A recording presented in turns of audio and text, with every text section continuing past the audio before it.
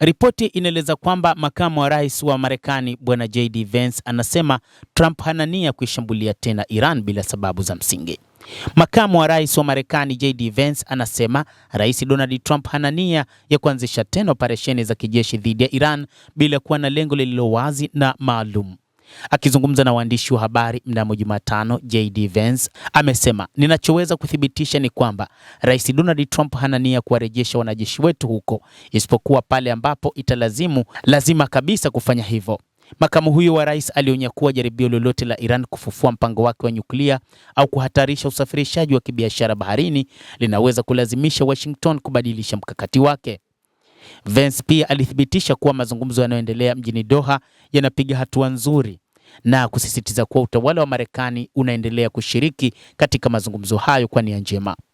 Hata hivyo, moja kati ya maeneo ambayo bado yamekuwa ni kizungumkuti ilikuwa ni juu ya mlango wa bahari wa Hormuz, lakini pia na suala la Israel kuendelea na mashambulizi dhidi ya Lebanon.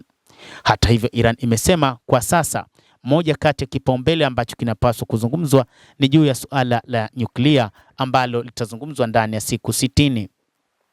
Ikumbukwe pia katika kipindi hiki moja kati ya mambo ambayo aliwahi kuzungumza rais wa Marekani katika siku za hivi karibuni ilikuwa ni kwamba huenda akaanzisha mashambulizi makubwa ndani ya Jamhuri ya Kiislamu ya Iran, huku akiapa kuiangamiza nchi hiyo, kwamba isionekane tena katika uso wa dunia kutokana na namna ambavyo nchi hiyo itakiuka makubaliano ya kusitisha mapigano. Hata hivyo, JD Vance amesema kwamba mpango wa Marekani ni kuondoa wanajeshi katika eneo hilo la Mashariki ya Kati, na baadhi ya taarifa kupitia gazeti la Wall Street Journal linaeleza kwamba Marekani inatafakari kupunguza au kuhamisha baadhi ya wanajeshi na vifaa vyake vya kijeshi kutoka Saudi Arabia, hatua inayotokana na mvutano unaongezeka kati ya Washington na Riyadh kuhusu vita vya Iran na usalama wa usafiri wa baharini katika lango la bahari la Hormuz.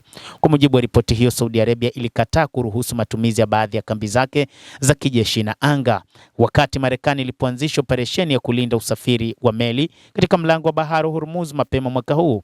Hatua hiyo, kwa mujibu wa maafisa wa Marekani waliozungumza na gazeti hilo, iliweka Washington katika hali ngumu na kuathiri utekelezaji wa operesheni ya kijeshi iliyopewa jina la Project Freedom, ambayo Rais Trump alikuwa ameitangaza kwa lengo la kuhakikisha usalama wa meli zinazopita katika njia hiyo muhimu ya baharini. Ripoti hiyo inaongeza kuwa miongoni mwa hatua zinazozingatiwa ni kuhamisha baadhi ya wanajeshi na vifaa vya kijeshi kwenda mataifa kama Israel na Jordan, ambayo Washington inaamini walishirikiana nayo vema kwa ukaribu zaidi wakati wa mzozo dhidi ya Jamhuri ya Kiislamu ya Iran. Hata hivyo, Wall Street Journal imesisitiza kuwa hakuna uamuzi wa mwisho uliotolewa kuhusu uwezekano wa kuondolewa kwa wanajeshi wa Marekani kutoka Saudi Arabia, na kwamba kwa sasa suala hilo liko katika hatua ya kutathmini hatua mbalimbali. Hadi sasa maafisa wa Marekani hawajathibitisha wala kukanusha uwezekano wa kuondolewa kwa wanajeshi wao kutoka Saudi Arabia hivi karibuni. Endelea kutufuatilia mtazamaji, lakini ni kusihi usisahau kulike, usisahau kucomment, kadhalika usisahau kusubscribe channel hii ili upate habari hizi kwa mapana kupitia The World News. Jina langu ni Adam Hussein.